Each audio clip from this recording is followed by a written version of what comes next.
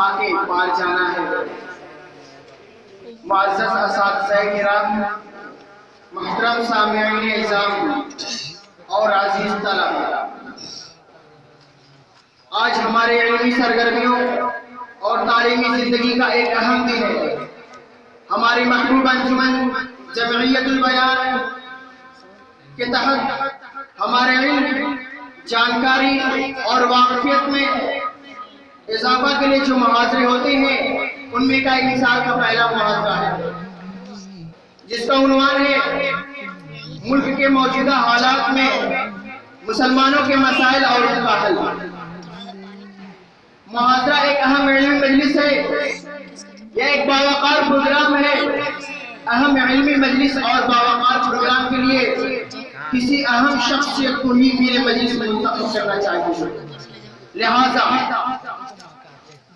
ہم اس سلسلے میں ایک ایسے شخصیت کو منتخب کر رہے ہیں، وہ ہیں استاذ گرامی قدر جناب الحاج حضرت مولانا ارشاد احمد صاحب معروفی، استاد جامعہ حاضہ۔ امید کہ آپ حضرات بھی میری اس تحریک صدارت کی بھرپور تائید کریں گے۔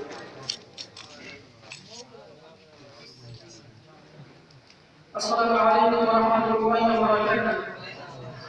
اس عظیم الشان اور باوقار پروگرام کی صدارت کے لیے جس عظیم المرتبت اور باوقار شخصیت کا انتخاب کیا گیا ہے، میں اپنی طرف سے اور تمام حاضرین مجلس کی طرف سے پرزور لفظوں میں تائید کرتا ہوں۔ صحرا صحرا غم کے بگولے بستی بستی درد کی آگ، صحرا صحرا غم کے بگولے بستی بستی درد کی آگ، جینے کا ماحول نہیں ہے لیکن پھر بھی جیتے ہیں۔ السلام علیکم ورحمۃ اللہ وبرکاتہ۔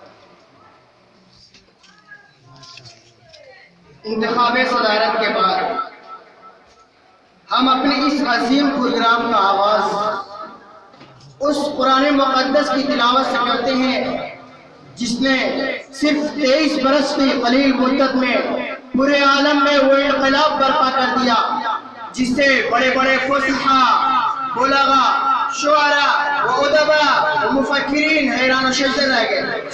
لہذا تلاوت قرآن مجید کے لیے میں دعوت دیتا ہوں برادر عزیر احمد نیپالی درجہ عربی 2، رویز احمد نیپالی درجہ عربی 2 کو کہ وہ آئیں اور اس بابرکت کلام سے مجلس کا آغاز کریں۔